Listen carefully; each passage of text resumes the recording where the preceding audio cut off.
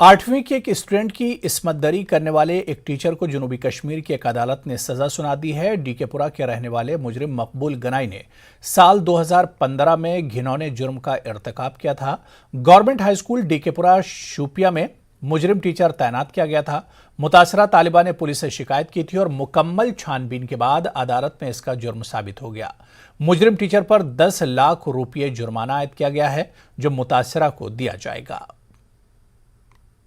376, 506 और 342 में मुजरिम करार दिया, जो कि 10 तारीख को ही अनाउंस हुआ था और आज क्वांटम ऑफ पनिशमेंट की निस्बत उसको सज़ा सुनाई। सज़ा के दौरान उसको दोनों फरीकों को सुनने के बाद इस नतीजे में पहुंचा था कि वाकई तौर उसने बड़ा संगीन जुर्म किया है, जिस निस्बत उसको मद्देनज़र रखते हुए उसने मुलजिम को 20 साल की बामुशक्कत सज़ा सुनाई और 10 लाख रुपए का जुर्माना भी आयद किया।